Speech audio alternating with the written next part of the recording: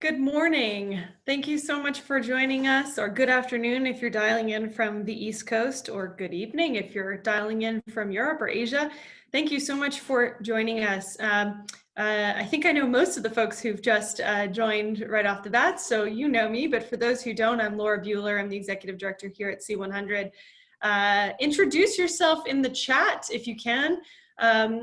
Just say, be sure to select to all attendees and panelists, otherwise only I will get your introduction. So introduce yourself, where you're dialing in from, maybe your company, especially if you're in the health space. We'd love to see who's here, and we'll get started in about 5 minutes.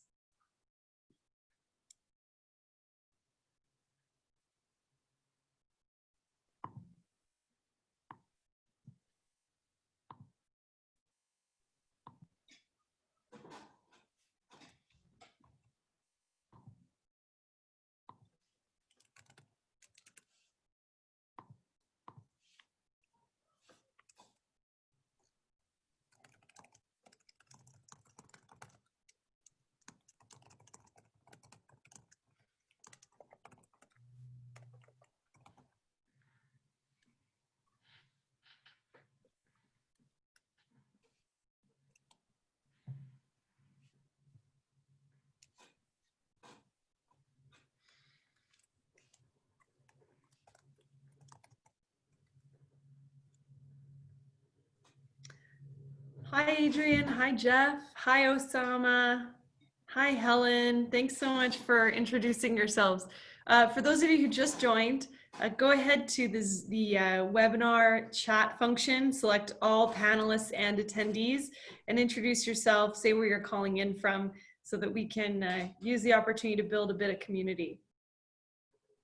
We're going to get started at 5 minutes past the hour.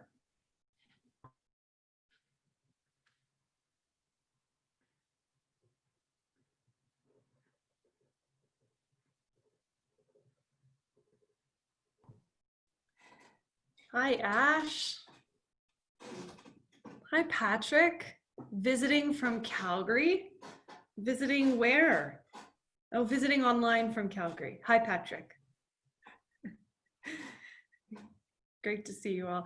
And for those of you who just joined, my name is Laura Bueller. I'm the Executive Director here at C100. Thank you all for spending time with me. We have a really great discussion planned for today, and it's so topical for what's going on in our world.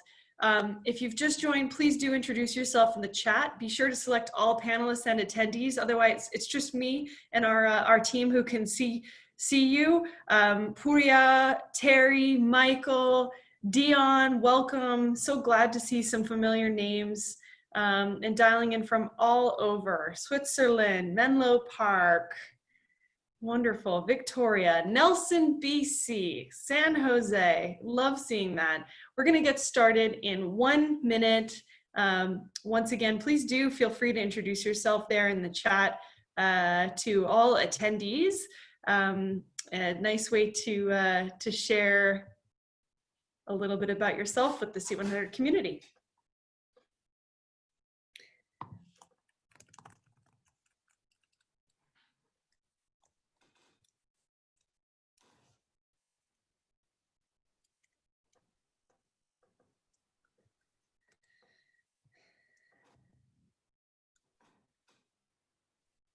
Good stuff. Good morning, Shelley.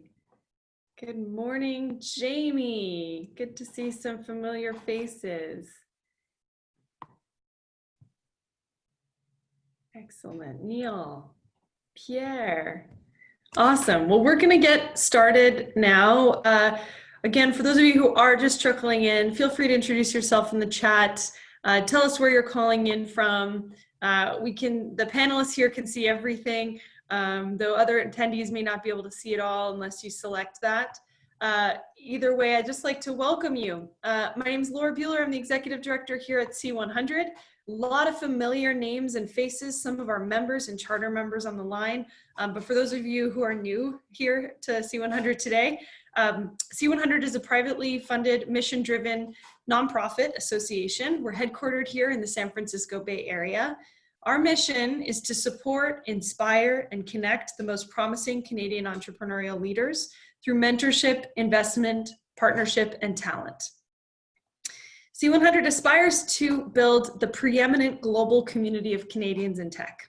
Our members include some of the most visionary Canadian entrepreneurs, operators, and VCs. If you are interested in supporting our mission and benefiting from our membership program, please do head to the C100 website and apply to join. Every member brings something really rich and unique to the ecosystem, and it fuels C100's role in supporting global Canadians as they build high-impact careers and remarkable organizations. My name is Laura Bueller. For those just trickling in, I'm based here at C100 headquarters in the San Francisco Bay Area. I'm originally from Calgary. If you've just arrived, introduce yourself in the chat. We will be recording today's session. You can find other recordings of our other roundtable discussions that we've kicked off since the COVID pandemic on our website at thec100.org. We've covered issues ranging from fundraising in a downturn to adapting your business plan for recession times and team crisis management. Put questions in the Q&A throughout the discussion. The Q&A is different than the chat function, and the C100 team will be helping to curate those questions for our session later on. If your question is called, you'll be unmuted and you'll get to ask it. We just ask that you introduce yourself, say where you're calling in from, and make it a bit of a discussion. They'll help keep things moving along by reading your question out as succinctly and sweetly as you wrote it so that we can get to as many as possible. I am so excited for today's conversation. It is a critical one.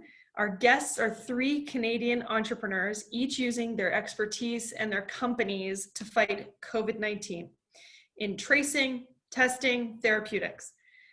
So we've asked a C100 charter member, Shuman Ghosemajumder, to moderate today's discussion.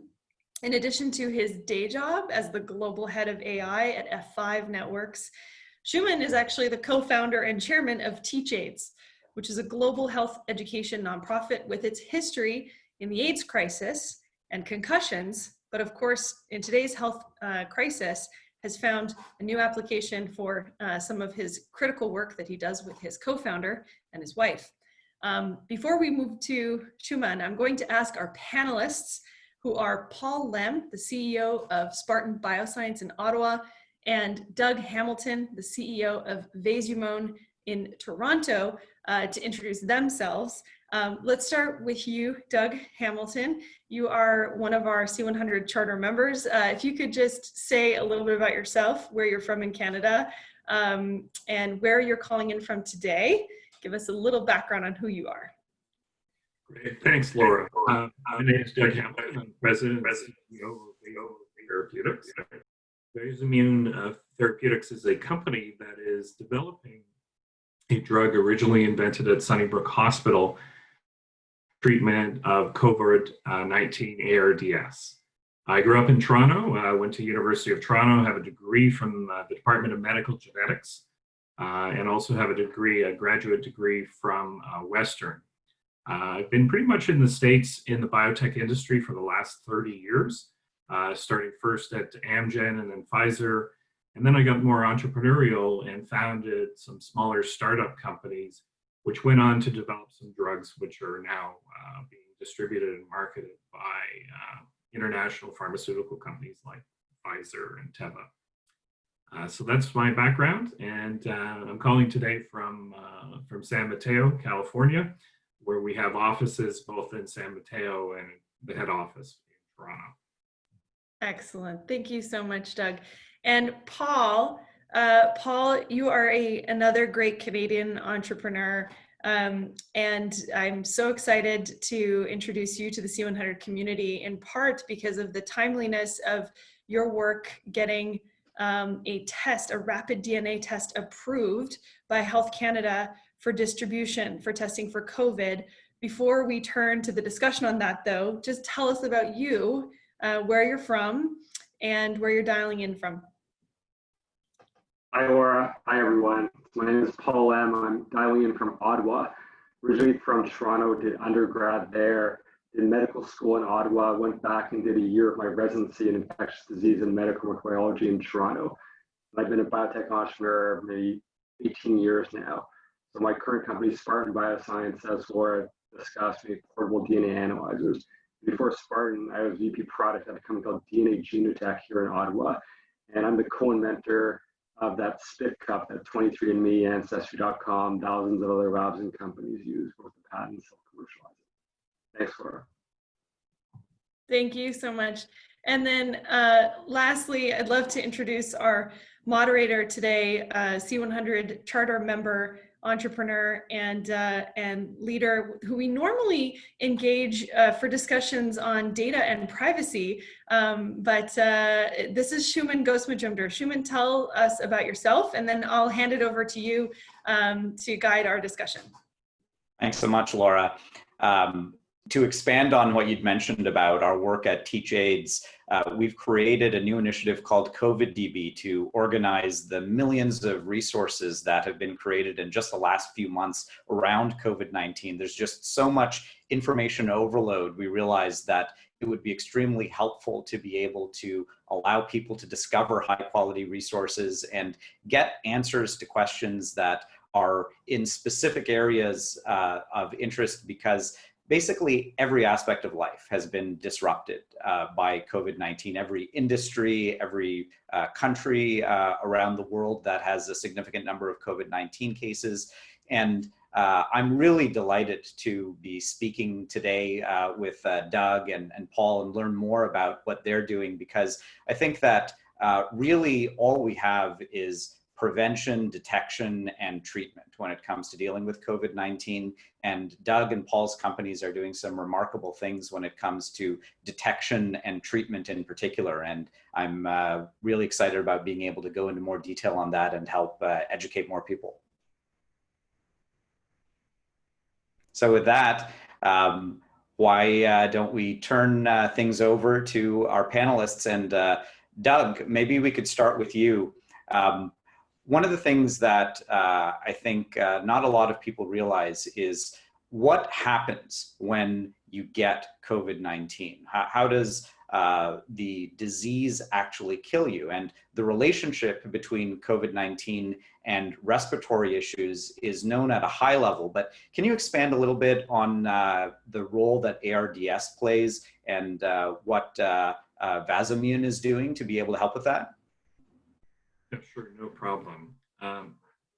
COVID-19 is a very interesting virus, and it is different than previous infections in that it not only is a respiratory disease that attacks the lungs, it also attacks systemically what's known as the endothelial cells, and endothelial lining of the vessels.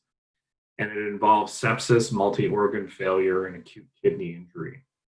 What we're doing, which is unique, and what we were developing before the pandemic, was a drug to treat what's known as acute respiratory distress syndrome, or ARDS. Prior to the pandemic, no one really knew much about ARDS. It wasn't well communicated, despite the fact that the seasonal flu is responsible for anywhere between 80 and 100,000 deaths a year, and that's principally due to ARDS as a complication of pneumonia when patients get hospitalized for the flu. When COVID came around, it was pretty clear early on from the initial research in Wuhan that patients who were dying, who were critically ill from this disease, were dying from ARDS. Basically, it's a syndrome in which there's a high degree of inflammation in the lung and edema, edema being fluid that leaks into the lung, which impairs the ability of the lung to exchange gases. Lung efficiency goes down, eventually leading to organ failure and death. So that's principally the cause of death for COVID-19 pneumonia patients. And it happens to be spot on what we're developing our drug for. And our drug basically is a drug that modifies the body's own reaction or overreaction to the virus. In the case of, there's a runaway inflammation response, but there's also an unchecked vascular response. And it's that vascular response which allows fluids to leak from the bloodstream into the lung and impair the lung's ability. So that's what we've been working on, and it happens to be just spot on what is driving mortality in this pandemic. And can you expand a little bit on what makes your approach different? Because it is fundamentally different than other approaches that are often used to treat other diseases, right? Right.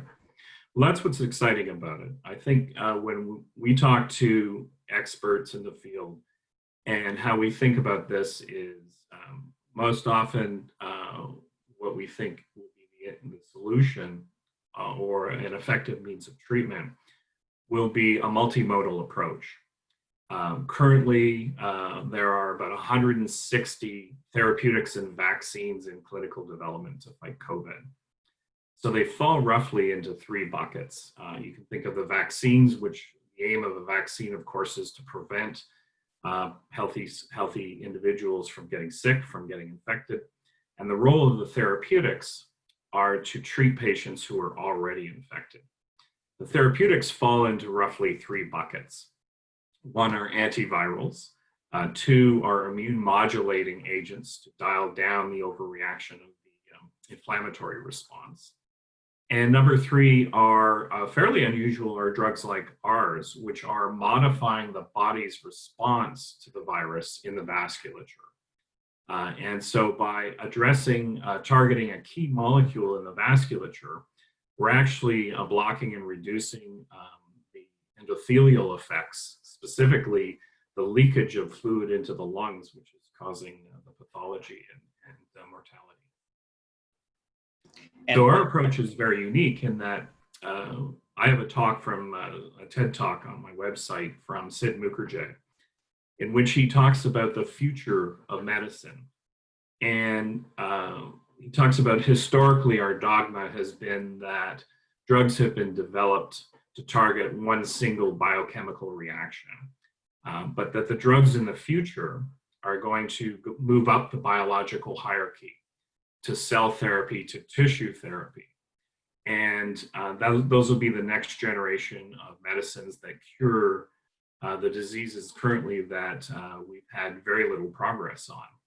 And so the way we think about it is this particular drug in targeting the body's vasculature, we're targeting a tissue and we're dialing back the response to bring it back to a normal state to block this leakage and edema formation. So it is really quite a unique approach. And we anticipate that it will be used in combination with other therapeutics and the other buckets I mentioned, immune modulating agents and antivirals. That's great. And what kind of results have you seen so far, or what kind of results do you estimate you'll see? Well, we have a very interesting non-clinical study, an animal study, in a model, an extremely lethal model of viral pneumonia. In this model, the animals typically get infected and die within 8 to 12 days. And what we were able to show with administration of our drug called AV001 was we were able to block edema, we were able to block the effects of the edema, which is measured by the degree of hypoxia or oxygen saturation in the blood. But our endpoint was survival. And in this study, we showed that we were able to statistically increase survival to 100% versus the untreated animals that there was a 25% survival or 75% mortality rate. We also, in that study, looked at combination therapy with an antiviral. And interestingly, the results paralleled similar results to Gilead's antiviral, in which we observed there was no difference in survival with the antiviral, but in combination with our drug, there was a shortening of the duration of the illness. So the combination of the two in this pivotal study really showed that we could reverse the effects of ARDS, of pulmonary edema, and increase survival. And what we're really doing is we're giving the body a chance to heal and mount an effective immune response against the virus, whereas untreated animals did not have that extra time and died as a result of the overreaction of the vascular system to the virus. Fantastic. Paul, let's turn our attention to you. So testing is something that we have heard all around the world is of paramount importance. And what you've developed at Spartan is potentially a significantly better way of testing in general in terms of the time it takes to be able to perform a test. Can you tell us about your test and what makes it fundamentally different? Yeah, Shuman. So here's an example of our product. So the way it works is you take a swab, that the swab into our test cartridge, goes into our device with the size of a coffee cup, the world's smallest DNA analyzer. Then you'll get your results. We're about to release an upgrade, probably about 30-ish minutes. So what makes us different is we've always had a vision of how do you drive the cost of molecular diagnostics, so PCR diagnostics, molecular diagnostics, sample result, down to a point where anyone can perform it and anyone can afford it. Because right now, most of the tests that are done are in these central labs where you take a swab, you ship it off to them. They have highly trained people running mainframe DNA analyzers. So I think we're now on that path where hopefully soon we are going to democratize molecular diagnostics and there'll be one in your bathroom, Shuman. Wow. So without giving away any of your secret sauce, what is it that makes your technology work fundamentally differently than the current approaches for testing? There's a bunch of innovations we put into our device. So one of the things is we integrated the extraction and the PCR chemicals and process production all in the same cartridge. The typical cartridges have multiple compartments, so we did away with all that, which is why our cost of goods to make these things are so low, to the point where you can actually offer people molecular performance at what's called lateral flow or immunoassay prices. That's kind of that fast, cheap test strips that people sometimes use for testing flu and other diseases, but they've never been able to offer molecular level performance at that price point. I think we're going to be hopefully the first company who is able to do that. So one of the things that we've heard about in various countries around the world is that not all tests are created equal. And if you get a false positive or a false negative from a test, then that can be worse than not even having testing in some cases. So how does your test compare in terms of the standard approaches that are used from an efficacy perspective? That's a great question, Shuman. So I think there's probably three big categories of tests. So one is this molecular or PCR-based test.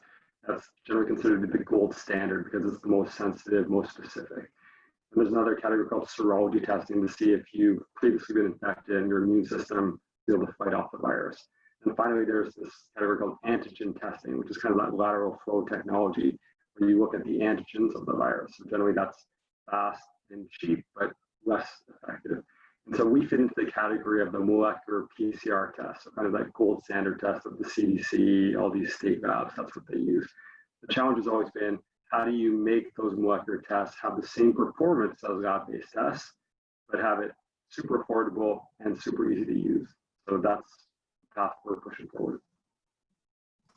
So you recently had some challenges in terms of being able to get the test rolled out across Canada. Can you tell us what the current status of the tests is and when we should expect to see it in use?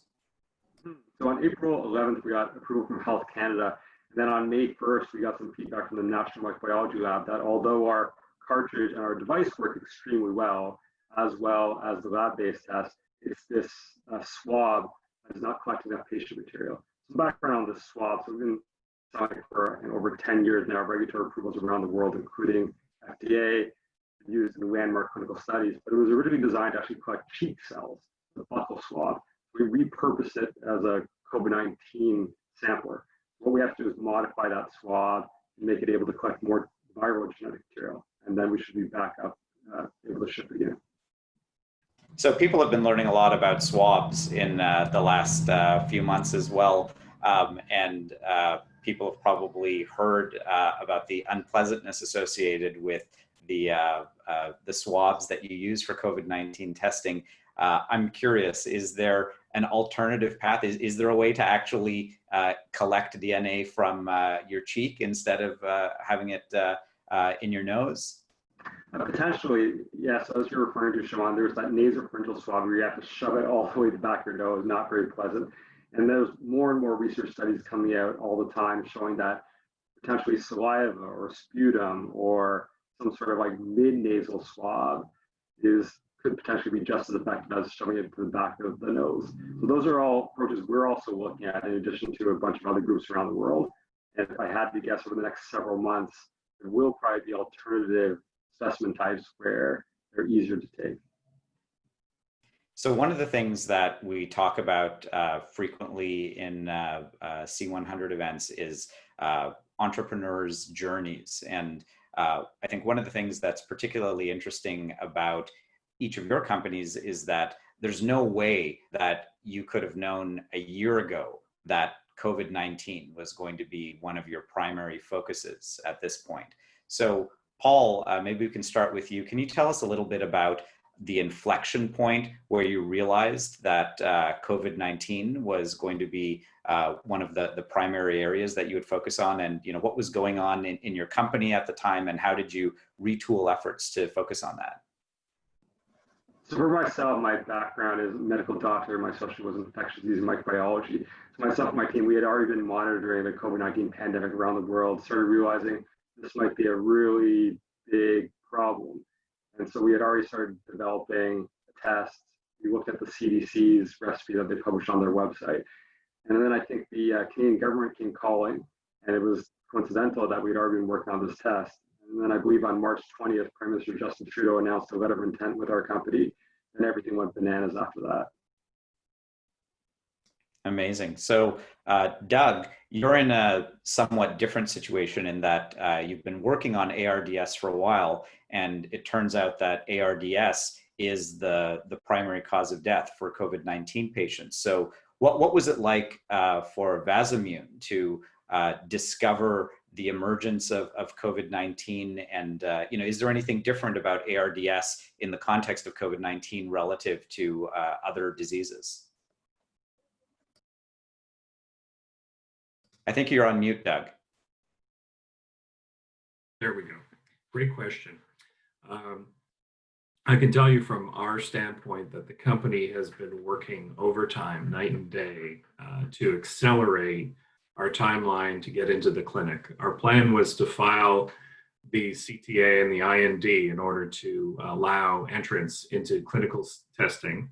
And the original clinical development plan involves a stepwise approach, which is traditional in pharmaceutical development, where first we would be looking at safety and pharmacokinetics in a normal volunteer healthy population, and then progressing into an ARDS phase 2 setting in a clinical care clinical setting. What we've done is we've actually modified the clinical development plan, and we'll be talking to the regulatory agencies about filing the IND earlier than we originally planned, getting into patients in Q4 of 2020. And the idea is that we'll be going into patients first in a stepwise approach. What's different about COVID-19 is this the endothelial involvement of the virus at an earlier stage before patients progress to ventilation, mechanical ventilation, and full-blown ARDS. Typically, in influenza patients that progress to ARDS, the mortality rate is approximately 40%. It's incredibly high. There are no drugs to treat ARDS currently. It's a complete unmet medical need.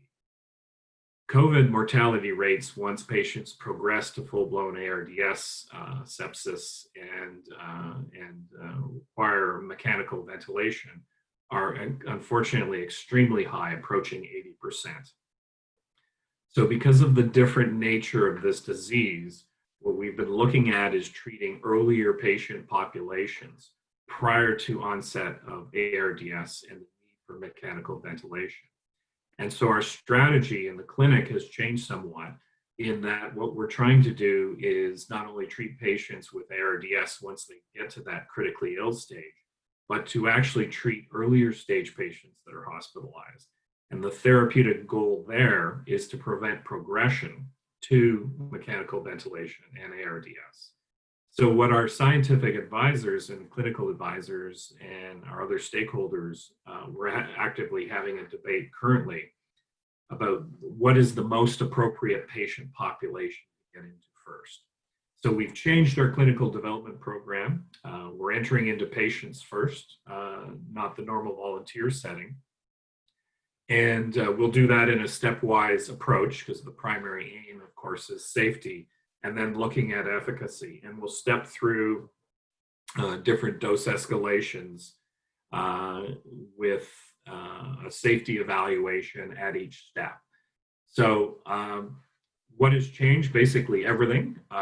Even though our indication was ARDS to begin with, it turns out that our drug's mechanism of action, targeting the endothelial vasculature, is particularly well suited to COVID, more so than even influenza, which was our original target. So it's a very exciting time for us, and we're doing our best to get this into the clinic as soon as possible. So to expand on that a little bit more, this is a potentially monumental technology in terms of being able to dramatically alter the fatality rate associated with COVID-19. So one of the questions that everyone is asking around vaccine development right now is vaccines usually take 18 months or longer to be able to go through all of the processes necessary to make a vaccine available to the public at large. What could you do, or what could the government do, or what could anyone do to be able to bring your technology to the population faster? Well, the therapeutic development process is typically not rapid. For vaccines, it's even slower because the risk benefit is very different for a healthy population. So vaccine developers have to have very little tolerance for side effects. You don't want to give healthy people the disease or some adverse effect that hurts them. That being said, there are steps you need to go through both in the therapeutic and development world and in the vaccine development world, where you have to make sure that it's safe. At first, we have to do no harm. And so we've completed over 38 studies leading up to the filing and entrance into clinical studies in order to demonstrate a level of safety that will be acceptable in the patient population. So I think governments are doing their best to encourage the development on multiple fronts. As I mentioned earlier, there are over 160 vaccines and therapeutics in development. Many are repurposed drugs that have been around for a while, that have been developed for malaria or antivirals for previous pandemics or epidemics.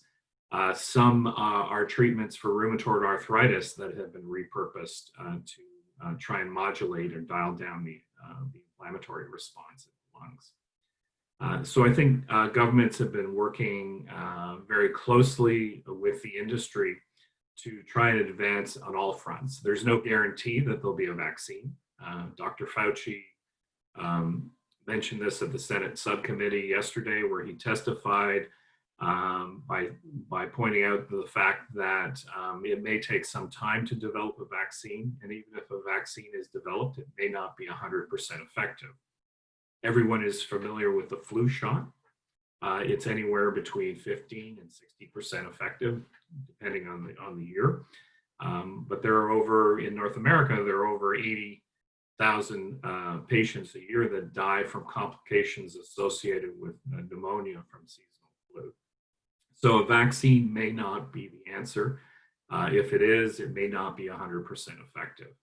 And in fact, during the AIDS epidemic, if you recall back in the 80s, Dr. Fauci was again an advocate of vaccines, but it was the antivirals that ended up addressing the epidemic by reducing viral titers in patients to the level that they couldn't be transmitted in that controlled transmission.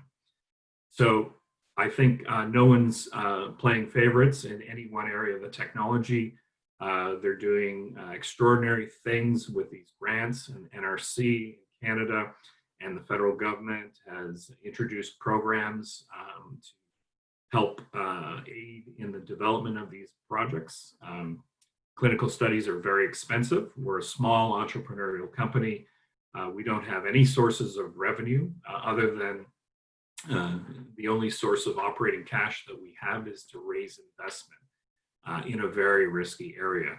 So the government's help has been tremendous. We also have applied for and received government grants. A Canadian company of all things received a congressionally mandated PRMP grant from the U.S. Department of Defense. So we're the recipient of $4 million+ from that grant.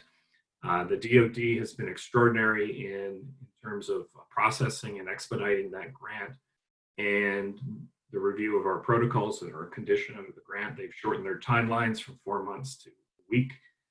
So I think people have been very responsive, including our subcontractors and all the people we work with. Most of the industry is challenged by the fact that clinical trials have slowed in other clinical areas. But our subcontractors, our clinicians, our contract research organizations have been bending over backwards to accelerate our projects and put us ahead of the queue of other projects. So I would say that the cooperation has been pretty much across the board and has been impressive. So realistically and practically, what kind of time frame do you think we're talking about in terms of your treatment being available in hospitals? Well, our plan is to have a compassionate use protocol in addition to initiating our phase 1/2 study in patients. If we're able to do that, then we're able to provide the drug to patients without necessarily having a marketing authorization. We are going to go to the FDA shortly. They have a new mechanism called the CTAP meetings, and that allows us to share with them our clinical protocols in COVID, get agreement with the agency before we start, and also to discuss with them the conditions or terms in which we could get an accelerated approval under an emergency use provision, emergency allowance, much like Gilead has with their antiviral, and able to get it so that it's available, clinically available on phase 2 data. So that's very exciting for us. That advances our ability to commercialize the product earlier, but more importantly, it gets it in the hands of patients earlier. But we'll put in place a mechanism prior to that that allows patients under a compassionate use protocol to get the drug should we show dramatic efficacy in the clinic. That's incredibly exciting. Paul, same question for you, and then I think we'll go to Q&A from the audience. So one of the things that we've heard is that a return to normalcy will require much higher levels of testing than generally occur right now. What stands between right now and getting to the state of your technology being rolled out so that we can perform testing at a much higher level? So first of all, we have to modify our swab, get that Health Canada reapproval to lift the conditions so that we can ship. And then it's actually strictly a matter of scaling up. And so this is where historically technology companies like ours just never had enough scale because you have to amortize all of your production, all of your cartridge manufacturing. The larger the volume you have to amortize it over, the lower you can drive the price. So that's one of the things we've been moving very, very quickly to is to scale up. So by the summertime, we should be able to scale up to the several 100,000 tests per week. And then after that, even scale up more. So we're looking at, in the 5 million, 10 million tests per year, potentially more than that. And that's where we can make that contribution, eventually get back to work. You just do rough math, Canada will need probably tens of millions of tests split between lab-based testing and these sort of point-of-care portable tests. And is that something that can be scaled internationally simultaneously, or are there regulatory hurdles that are fundamentally different in other parts of the world? Regulatory hurdles are actually fairly lower, as Doug was mentioning. There's lots of accelerated ways to get approvals. And I think one of the exciting things about our technology is we've engaged a tier 1 contract manufacturer who can basically replicate our factories and facilities anywhere that they have facilities around the world, which is most countries. So we're actually in discussions with a number of governments outside of Canada to do exactly that, to give them their own domestic supply, where we literally license off our technology. The tier 1 contract manufacturer brings up one of their facilities and starts pumping out these test cartridges. Fantastic. Paul, Doug, thanks so much for speaking with me. I'm going to turn things over to Laura now for audience Q&A. Thank you both so much, and thank you, Shuman. Those are excellent questions. You know, one of the roles of C100 really is to amplify these voices of Canadians building such critical companies and technology. And so both of you, Doug and Paul, thank you so much for the work you're doing. It's our hope that we can be an amplifying voice for you. To that end, I actually have a first question before we turn it over to the audience, which is related to that international expansion that Shuman was talking about. Now, Doug, you may have, it seems like you work with Health Canada and the FDA. Paul, we understand you're working with Health Canada. I'm wondering if each or either of you could comment on some of the differences or similarities you may have noticed between the two regulatory bodies in terms of getting a product out into market. There are a lot of biotech and other health life sciences entrepreneurs dialed in. I recognize the names, and this is a big question, a huge hurdle that a lot of people struggle to get past. And so I'm wondering if you can comment on the two regulatory bodies and what differences you may have noticed. Paul, maybe we'll start with you. Paul, are you working are you expanding to the US with this product right now? Do you have an answer to that question? Right now we're focused on Canada, but we have a lot of history with getting FDA approvals, European approvals, Canadian approvals, Asian approvals. And so typically, as many biotech entrepreneurs will know, it's much more difficult to get FDA 510K approval. Very rigorous. The data sets you got to submit are very strenuous. And I'd say with COVID-19, it's actually reversed, where the FDA has something called emergency use authorization, or EUA, where it's extremely fast to get approval, probably the fastest of any jurisdiction in the world. And Health Canada and other places are actually require you to do more studies. So in this particular situation, it's actually the reverse. So I mean, for biotech entrepreneurs, if you want to get a product to market, the US is actually probably their fastest bet. Okay. Interesting. And Doug, have you noticed any critical differences between Health Canada and the FDA that are worth mentioning, or do they behave much the same in your space? Yeah, I think when you spend as much time in drug development as you can, you have nothing but positive things to say about the regulatory agencies. I think given that, I mean, the FDA just has more resources at hand to be able to provide guidance. We have the advantage of we're producing a common technical document that will allow us to spin that off for a Canadian CTA, a US IND, or other dossiers that will enable us to get into the clinic internationally. We also have kind of a benefit in that this drug is extremely potent. We anticipate our effective dose will be around 10 or less micrograms per kilogram, which is an incredibly small dose, which means the scale at which we're manufacturing, should this prove to be an effective therapeutic, we won't have any scalable issues with producing the drug and expanding internationally. The challenge will really be, given that we're a relatively small company and have limited bandwidth, is how fast we can expand internationally beyond the US and Canada, which is currently our focus. But I think there are mechanisms in place, especially with the compassionate use protocol, that we plan to initiate in parallel in Q4 with the phase 1/2 efficacy study, which is a traditional study where you're measuring the drug's effect against a placebo. So it's a more rigorous setting that is required for the regulators to be able to give emergency authorization. So we'll be doing both in parallel to try and get the drug in as many people's hands as possible, and to fulfill the requirements for the regulators to give them a basis to give an approval. Thanks so much, Doug. So we've got lots of good questions in the Q&A. I'll just remind our attendees here that if you do have a question, please put it in the Q&A, and you can also vote each other's questions up if there's something you'd like to see answered. We're going to unmute our question askers here, so please do introduce yourself before asking your question. This first person we're going to go to is Julia Daburi, and Julia has a question for Paul. Hi, everyone. Thank you, Doug, Laura, Paul, and Shuman for the very interesting discussion, and Doug and Paul for your research. I'm Julia Devery, and I'm calling from San Francisco.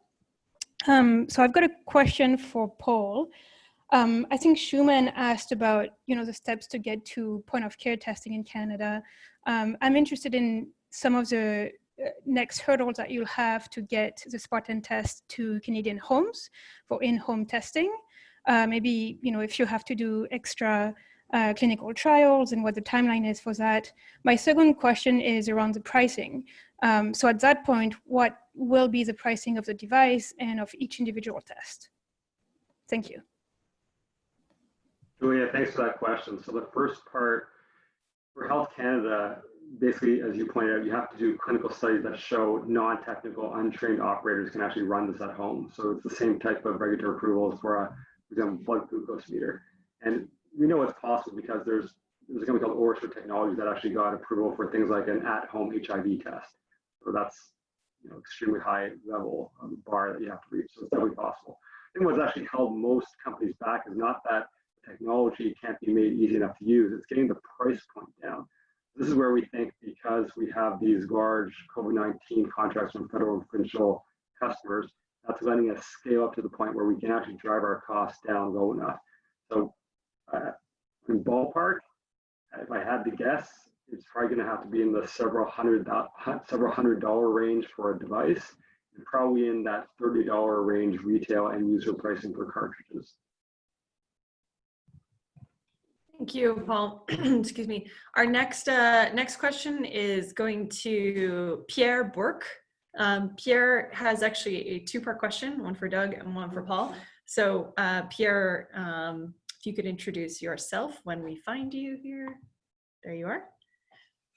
Hey there. I hope you can hear me. I'm in a glorious sunny day here in the nation's capital.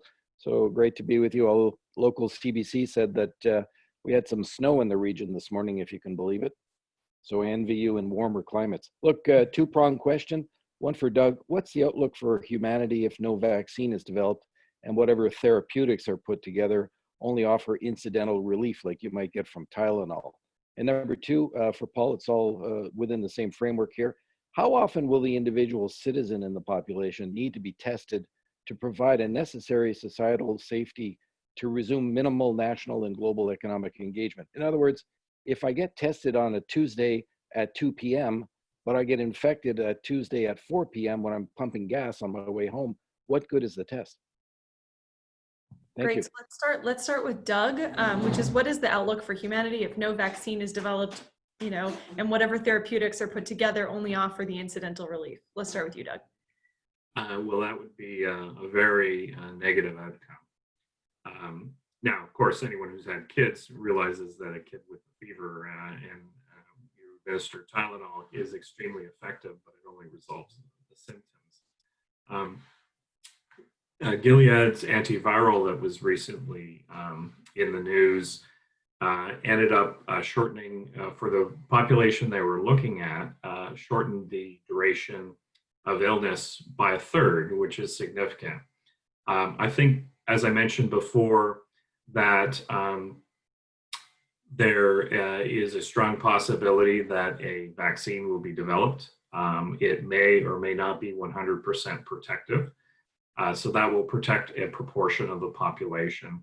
For those that it doesn't protect and they get ill and they become hospitalized, I believe it'll probably be a cocktail of several drugs that is effective at reducing mortality or the aim of preventing progression of illness to mechanical ventilation and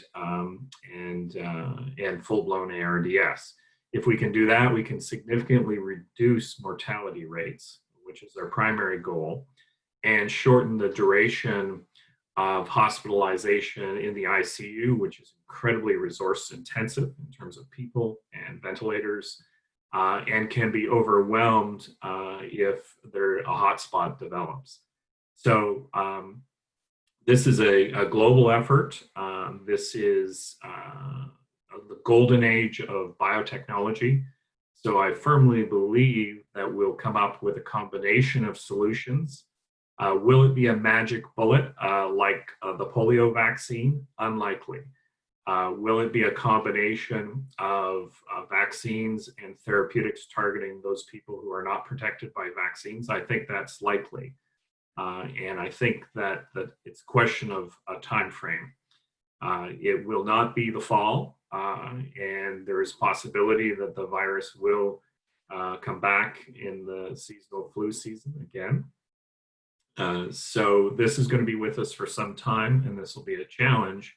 But I think it's something that definitely the global effort will make an impact on, and it's just a question of time, I think, at this point. Thank you for that, Doug. And Paul, how often will the individual citizen in the population need to be tested to provide the necessary safety for global engagement? Pierre, that is such a great question. That is so complicated to answer. I don't actually have a simple answer for that. I can only offer things like, I think it depends on which risk group you are in. For example, if you live in a nursing home, my guess is you're going to want to be tested a lot more frequently so you don't get outbreaks. Whereas if you're a healthy person under the age of 40 who's not obese, probably you'll be tested a lot less often, because even if you get sick, you should be fine. And there's all sorts of other factors, like what's the actual incidence rate, prevalence rate currently in the population? How well do we implement contact tracing procedures? I think there's just so many variables. I know that there's groups like Public Health Agency of Canada or PHAC are actually trying to work on models like this to actually figure out, okay, how often do we test everyone? And these models are just so complicated. If I had to guess, we're going to start with models and then start testing out these minimum viable product, like MVP type prototypes in the population, and then adjust that way and see what actually happens. I don't think anyone actually has a good answer to that. Thanks for that really honest answer, Paul. Sounds like a lot of variables. This next question we're going into is Ash Sanini, and I suggest that Shuman take this question. Ash, introduce yourself. Where are you calling in from? Yeah, I'm Ash Sanini. I'm calling from, unfortunately, rainy Victoria, BC today on the West Coast. Yeah, and I work with, I'm a biomedical engineering coordinator at the University of Victoria. And my question revolves around what students can do in aiding the health innovators to fight COVID-19. We currently have a large contingent of students working on PPE production within the country. My question is if there's any opportunities for them in a work integrated learning capacity, such as co-op or potential research partnerships. Well, I'll let Paul and Doug answer in terms of internships or partnerships in their companies and in their areas. But at a high level, I think that one of the things that's been very encouraging about the last few months has being able to see people from all walks of life trying to help with COVID-19, and university students in particular. So various universities have had hackathons to try and develop new technology that can help different aspects of dealing with the societal issues associated with COVID-19. The COVID-DB project that I mentioned that we've launched through TeachAids was actually built primarily by students from Stanford, MIT, Harvard, and a few other universities. And I think that there's a tremendous opportunity to be able to find different groups that are looking for certain skill sets that students might have that could be helpful. So I think that in terms of the specific ways that you can help in terms of the different industries that are involved, I'll let Paul and Doug answer in terms of opportunities in their companies and related ones.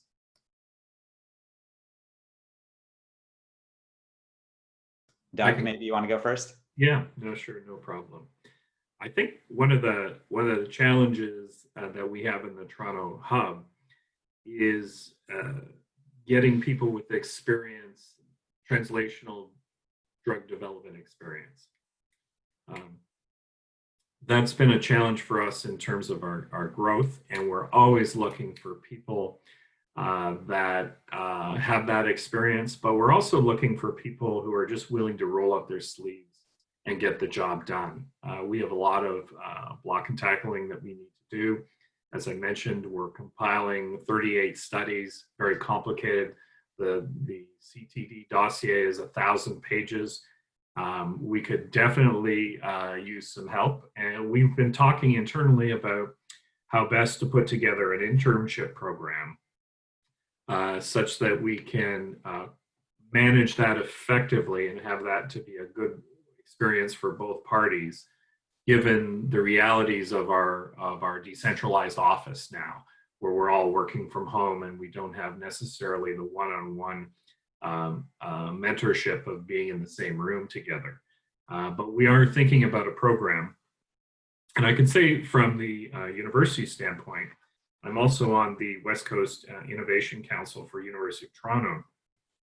And they put together an initiative with alumni and students for a COVID reaction, rapid reaction grant that they provided to faculty and researchers associated with the university and the Toronto area hospitals.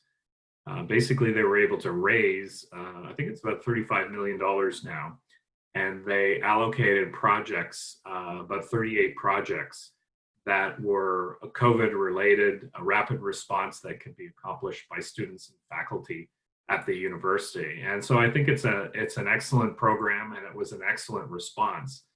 And the number of initiatives that were funded vary greatly. They reflect the diversity of the campus and the diversity of technical approaches and approaches from a humanities standpoint. So that might be something that other universities, if they don't have those programs in place, might want to emulate as well. Thanks, Doug. Really quick closing thoughts to you, Paul, on that last question about how students or universities could get involved in the fight. Okay, so we hire lots of co-op students. So on the biology, engineering, software side, hire them every semester. We still are even during COVID-19. So if there's anyone out there, feel free to apply for our website. Awesome, thank you so much. So we're going to wrap our discussion there. Before we do, I just want to ask the three of you to share your rapid fire. As you know, C100 is doing our best to pay it forward by making a very modest contribution to either a local small business of your choice that you miss going to, or a COVID-related charity. If you could just use the moment to share with the group who you've chosen to allow us to help support during this time. We'll go Doug, Paul, and then Shuman. Okay, real quick.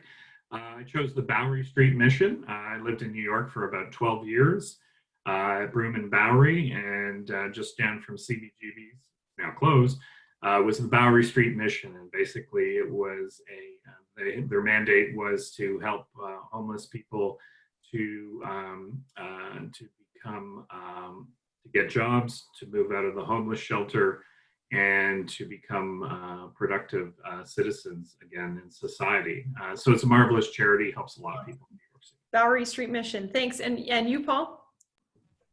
Thanks, Laura. I chose Fresh Founders. It's a nonprofit organization in Ottawa that supports young entrepreneurs. We love the Fresh Founders. And Shuman. We're really grateful that C100 is going to be supporting TeachAids and our COVID-DB project. So thank you. Oh, wonderful. And so we're going to send around links. I think in our resources, we'll also direct people to the TeachAids project in our wrap-up email. Thank you so much to the three of you for your time today. Thanks to the several of you who joined us for this discussion. Do what you can to connect and help out these great Canadian entrepreneurs leading the fight against COVID. And if you are new to us and you're interested in C100 membership, again, please do make yourself known, apply on our website or send us an email. See you all next week, I hope. We've got 2 more great programs. You can check them out on our website. And thank you again. Have a great rest of your day. Stay healthy, stay safe, and stay secluded. Thanks, Laura. Thanks a lot. Thanks.